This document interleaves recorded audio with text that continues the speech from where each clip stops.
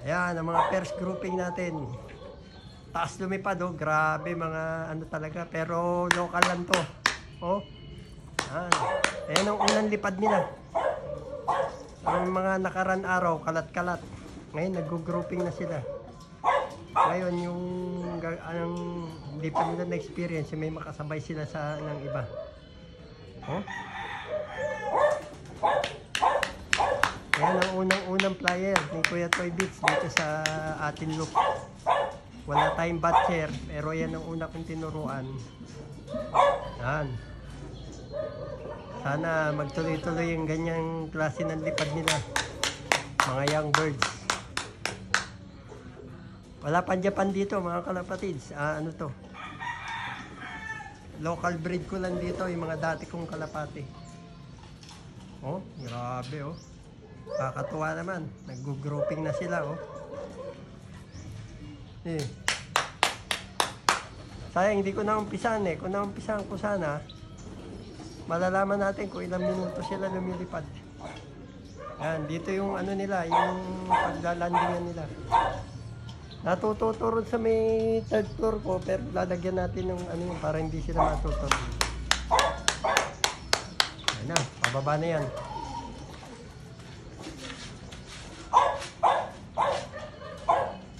Tapos may second batch tayo, mag-aakyat pa tayo next month na mga ibon. Dito naman sa kabila natin ilalagay. Etong mga Japan, ipepesto na natin. Ano, nawala na. Wala na, hindi mo ipakita. Perfect tayo, 15. Walang overfly. Wala. Nag-ranging na. Yun ang hinihintay ko. Yun. Layo.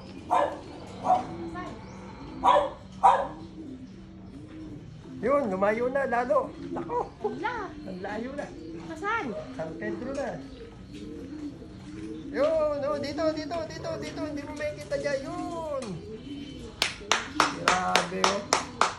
Unang lipad ng grouping. Yung isang araw, puro dito lang sa bahay. Halos maumpog pa sa mga dahon ng nyog. 1 week na ganon. Tapos ngayon, hindi mo na makita. Unang grouping nila. So yun lang. Ang update ko sa inyo ngayong araw na to. Taas ano? Yan oh. Kala mo mga veteran na talaga, pero unang lipad pa lang to. Grabe oh. Kakatuwa naman, parang hindi na babalik ah. Yapo. Ayos. Ayos. Pito. Andun yung pito ko. Huwag mo na papalakpakan, nabubugaw pag pinapalakpakan. Yan ang purpose ng palakpak. Yung mga bata, baliktad. Pag pinapalakpakan daw, pinapalapit, hindi nabubugaw. Wala, nandun na, bandaron. Sa kabilang baryo na. Yun, taas oh. Woo! Ayos. Kasi sipulan natin kung maririnig niya. Dahan-dahanin mo, naka-zoom ka. Makakahilo. Ano na, may 20 minutes na? Oo. Tayo. Ayaw na, tatubad. Ulan mo na. Wala na oh.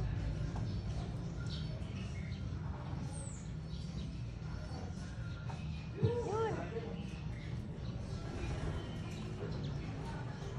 Yun na sila.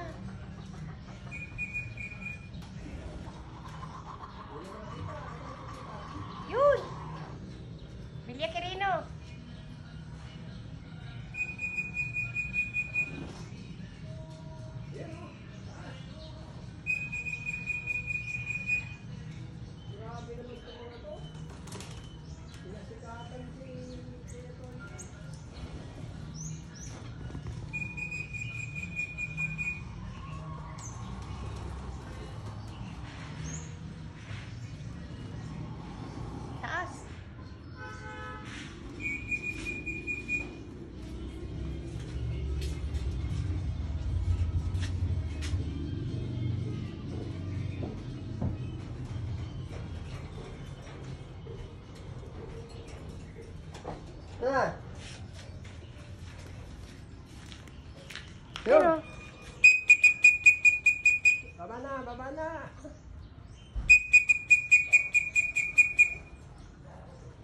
Tibay na agad, mga bata pa lang yan, mga kalapatids.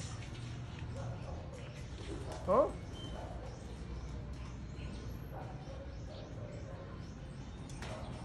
Okay, okay. Problema nila, kailangan nila ng Bitmin Pro. Inumin, tanggalin ko muna yung ano, sana may matusan tayo para makainom sila ng vitamin. Ayun oh. Okay pa bumaba oh.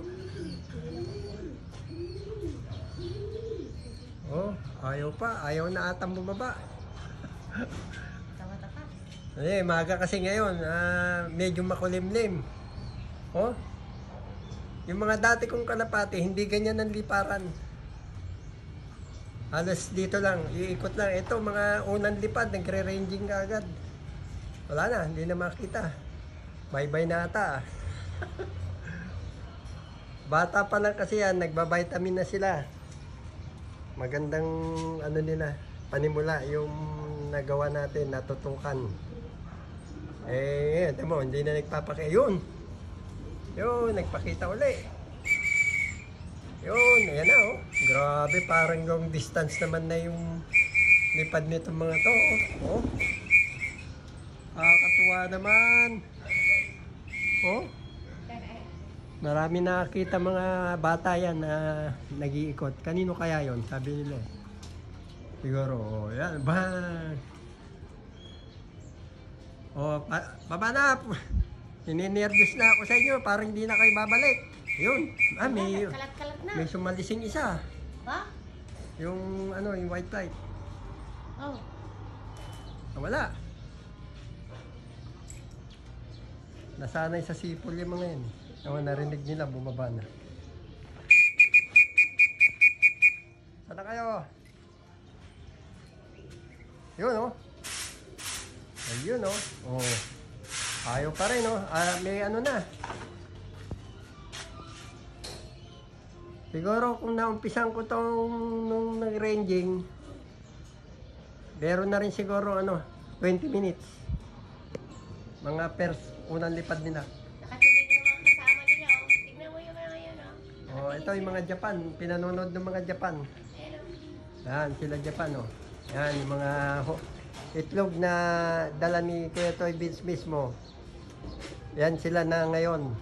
Kalapati na. Swertehan tayo at marami na pisa.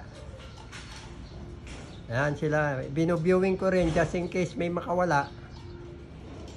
At least alam nila kung saan sila pinatanda. Yun na oh. Ayaw nang bumaba oh. Yun. May sumalising isa eh. Yun. Sumasalis eh. Hindi na kaya yun. Hindi makahabol sa grupo yung tabatsoy siguro to. May isang mataba eh. Yan o. May hiwalay. Ni, talagang pasikat to ngayon mga to ah.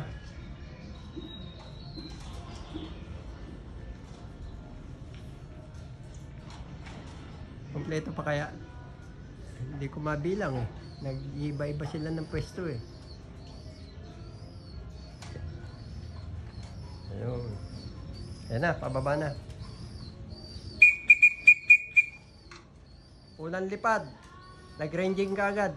Talagang unang lipad to kasi yung mga nakaraan lipad nila, kalat-kalat. Alam nyo naman, yung mga bagong tinuturuan, ganyan.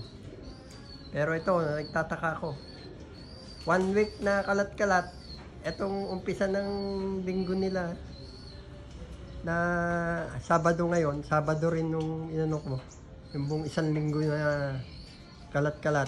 Etong Sabado ngayon, nag-grouping na sila at nagre-ranging na sa unang lipad. Kompleto, walang nabawas. Yan na, pababa na pero grouping pa rin.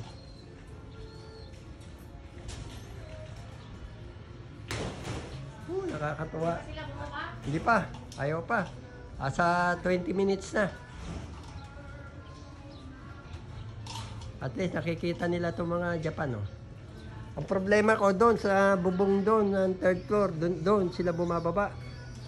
Dapat sa landing board. Meron din diretso sa landing board, pero kailangan lagyan natin ng ron para hindi sila masanay doon. Di pa, ayan na, oh. Ooh.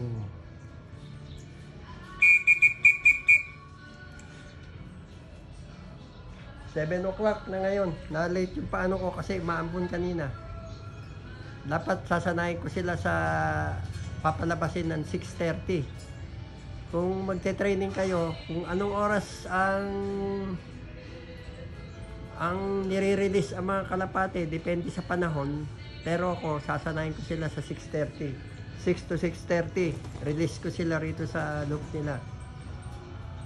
Depende sa panahon. Yung oras. Tapos, inom lang yan. Pahingang konti, inom. Palalabasin ko uli mamayang tanghali, pero ang kain nila, hapon na, mga bandang alas 3.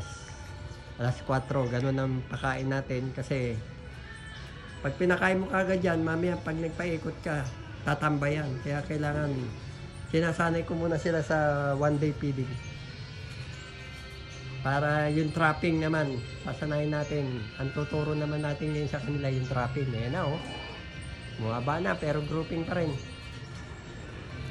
Nangawit na yung leg ko. So hanggang dito na lang mga kalapatids ang ating update sa inyo.